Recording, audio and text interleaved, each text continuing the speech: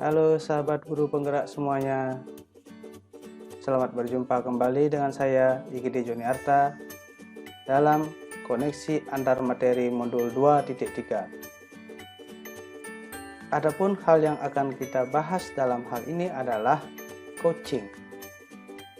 Saya sendiri CGP dari SMP Negeri 3 Petang, Kabupaten Badung, Bali.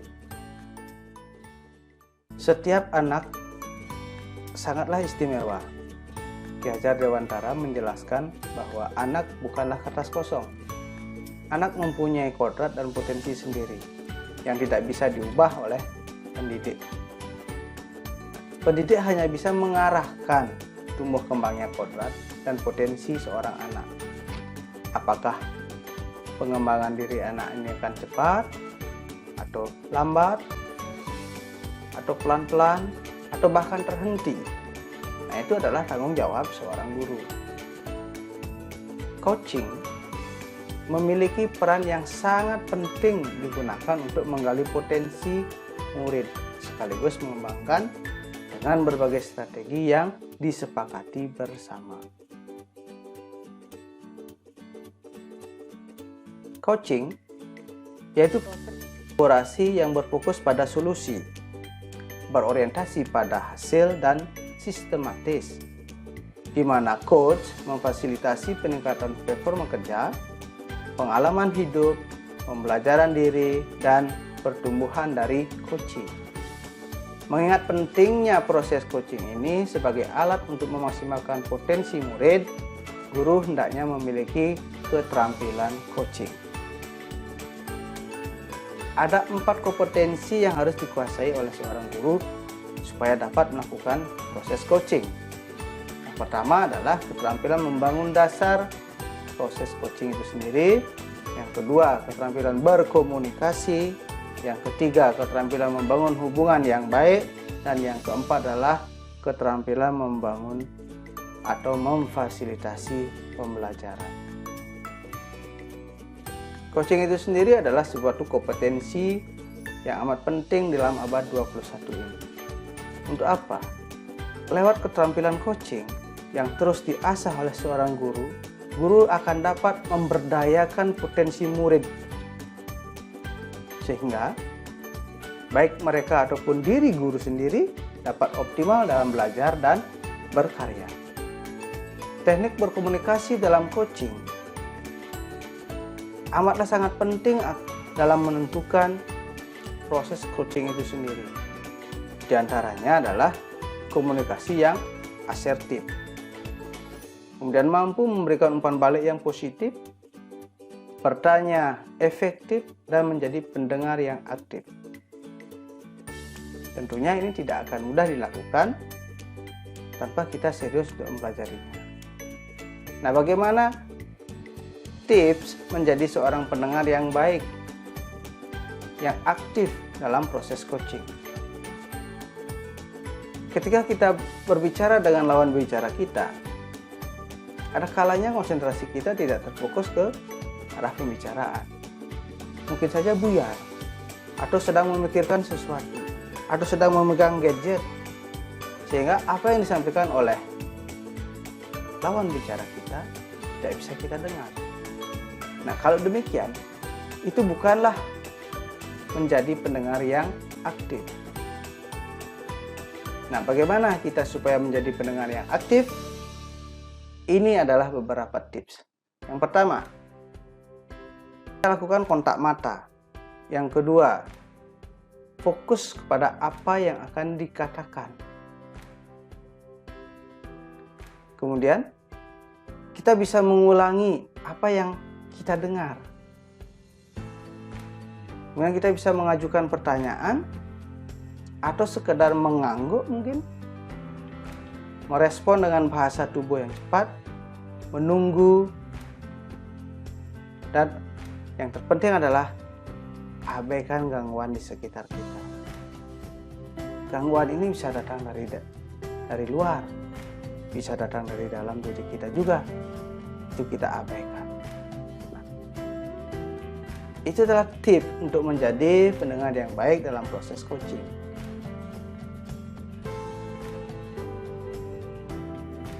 Nah, berikutnya tentang coaching, counseling, dan mentoring.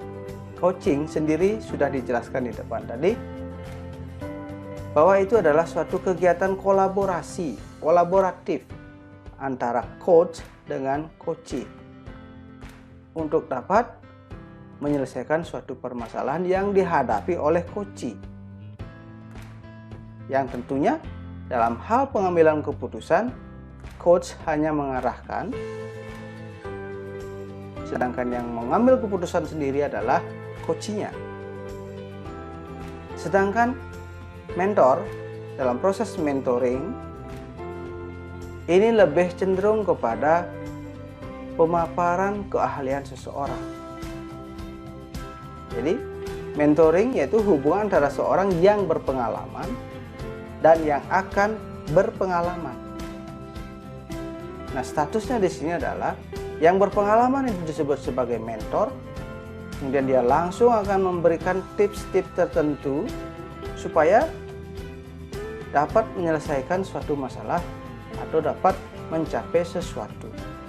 Sedang counseling itu adalah hubungan antara seorang ahli dan seorang yang membutuhkan bantuan.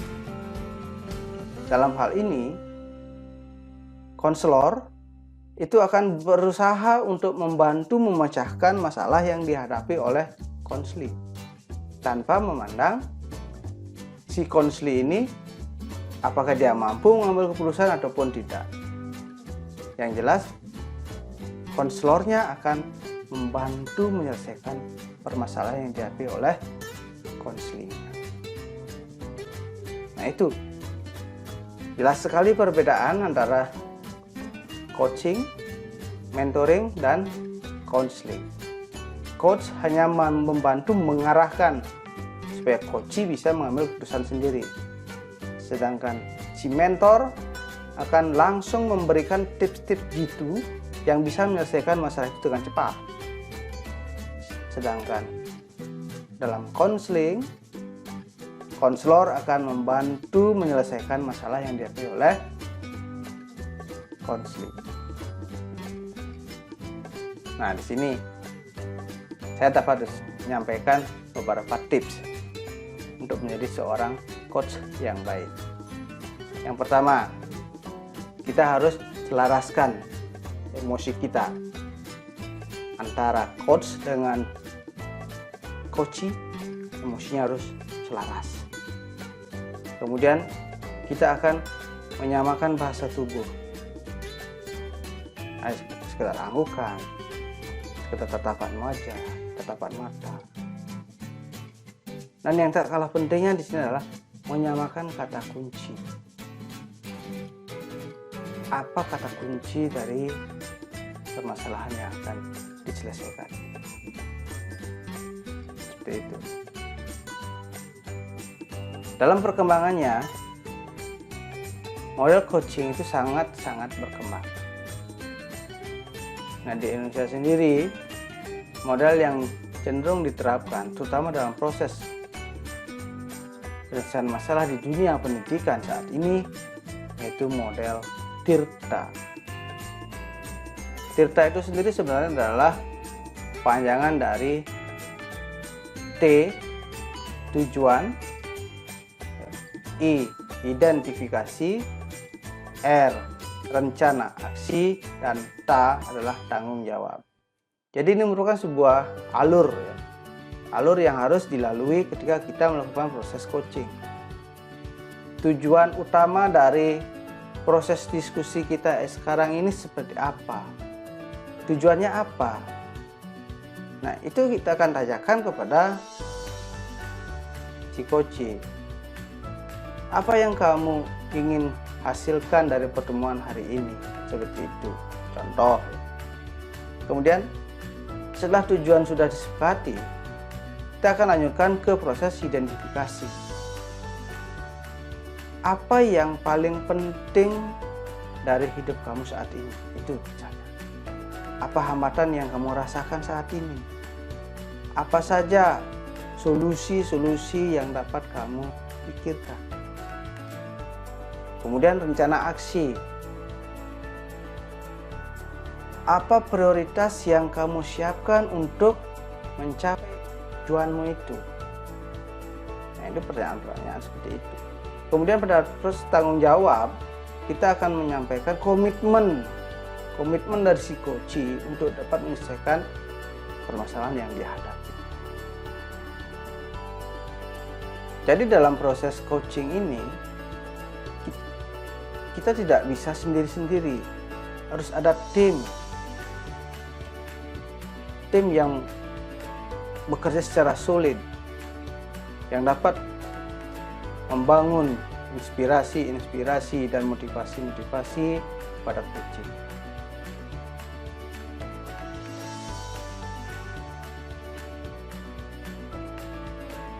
Dari pemaparan tadi, konsep yang bisa kita peroleh dari coaching itu akan berkoneksi, akan berhubungan dengan apa yang sudah kita pelajari pada modul-modul sebelumnya. Koneksi antara materi modul 2.3 ini bisa kita kaitkan dengan modul 1.1 dan 1.2. Menurut Ki Hajar Dewantara, dalam filosofi Ki Hajar Dewantara yang sudah terkenal, pendidikan bertujuan untuk menuntun tumbuhnya atau hidupnya kekuatan kodrat seorang anak, sehingga dapat memperbaiki lakunya. Nah, proses ini sangat-sangat kompleks, Bapak Ibu. Jadi dalam proses coaching, murid diberi kebebasan untuk pendidiknya itu sebagai pamong, dalam memberi tuntunan dan arahan agar murid tidak kehilangan arah yang bisa membahayakan dirinya sendiri. Nah, seorang pamong dapat memberikan tuntunan melalui pertanyaan-pertanyaan reflektif agar kekuatan anak terpencar di dalam diri. Nah, peran coach sendiri dalam hal ini adalah pendidik, menuntun segala kekuatan, segala kodrat, segala potensi yang dimiliki oleh seorang anak agar mencapai keselamatan dan kebahagiaan sebagai manusia maupun sebagai anggota masyarakat. Nah, agar mencapai keselamatan maksudnya dalam hal ini adalah agar dia bisa bebas dari masalah yang dia hadapi. Jadi peran coach di sini amat penting. Kemudian koneksi antar materi modul 2.3 dengan modul 1.3 dan 1.4. Visi guru penggerak dan budaya positif, yaitu menciptakan ekosistem pembelajaran yang well-being dan budaya positif untuk memenuhi kebutuhan belajar individu murid. Coaching menjadi salah satu proses menuntun kemerdekaan belajar murid, terutama dalam pembelajaran di sekolah. Proses coaching itu membuat murid menjadi lebih merdeka dalam belajar dan mengeksplorasi diri guna mencapai tujuan pembelajaran dan memaksimalkan potensi yang dimilikinya. Proses coaching menjadi salah satu langkah tepat bagi guru untuk membantu murid mencapai pembelajaran yang well-being, yaitu sejahtera atau menyenangkan, sehingga mampu menciptakan suasana belajar yang nyaman, yang kondusif, yang tentunya akan meningkatkan motivasi dari murid itu sendiri untuk belajar dan meraih tujuan mereka. Di sisi lain, masih ada modul 2.1 dan modul 2.2. Apa kaitannya dengan modul 2.3? Nah, dalam pembelajaran yang berpihak kepada murid, pembelajaran berdiferensiasi dan pembelajaran sosial emosional sangat-sangat penting. Nah, peran coaching di sini sangat penting karena dapat digunakan untuk menggali potensi murid sedangkan dengan berbagai strategi yang disepakati bersama, terutama dalam penyelesaian tugas yang berkaitan dengan gaya belajar si anak. Jadi guru hanya menuntun di sini supaya potensi diri dari seorang anak berkembang dalam hal menyelesaikan tugas yang kita berikan. Nah, kemudian dalam pembelajaran sosial emosional, coaching merupakan proses yang mengaktifasi kerja otak, di mana Pertanyaan-pertanyaan reflektif dalam proses coaching itu akan membuat murid melakukan metakognisi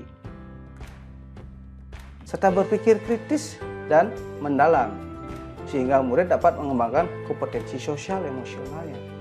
Nah, dari pemaparan tadi, refleksi dari peran proses coaching bagi guru di sekolah, proses coaching mampu membantu guru sebagai pemimpin pembelajaran dalam menuntun murid melalui pertanyaan-pertanyaan yang reflektif, agar kekuatan kodrat pada diri anak terpencar, muncul. Kemudian proses coaching menjadi salah satu langkah tepat bagi guru untuk membantu murid mencapai tujuannya, yaitu dalam mewujudkan merdeka dalam belajar. Pengembangan potensi diri anak dapat dimaksimalkan dengan proses coaching yang dilakukan oleh guru yang berjalan dengan baik. Maka masalah-masalah pembelajaran atau masalah-masalah eksternal yang mengganggu proses pembelajaran dan dapat diatasi dengan proses ini. Proses coaching juga bisa dilakukan untuk rekan sejawat kita di sekolah dengan cara mendampingi guru untuk mau berubah demi pembelajaran yang lebih bermakna bagi murid. Nah, jadi kesimpulannya, Bapak Ibu semuanya, kita memahami bahwa murid bukanlah kertas kosong. Mereka datang dengan latar belakang yang berbeda-beda, kemampuan yang berbeda, potensi yang berbeda. Disinilah tugas guru, beratnya tugas seorang guru untuk menjadikan latar belakang yang mereka miliki sebagai fondasi yang kuat dalam memimpin pembelajaran dan meningkatkan kemampuan mereka. Oleh karena itu, saudara-saudara, diharapkan semua guru memiliki keterampilan yang dapat mengarahkan anak untuk menemukan jati diri dan melejitkan potensi yang mereka miliki. Salah satu keterampilan yang diperlukan adalah keterampilan coaching ini. Tujuannya agar murid menjadi lebih terarah, lebih selaras, mampu menyelesaikan masalahnya sendiri, yang pada akhirnya akan meningkatkan potensi mereka. Proses coaching akan berhasil jika terdapat kolaborasi. Kolaborasi siapa? Seluruh stakeholder dalam dunia pendidikan, sehingga murid merdeka berkarakter profil pelajar Pancasila dapat diwujudkan. Demikian pemaparan saya tentang koneksi antar materi modul 2.3. Terima kasih, salam dan bahagia.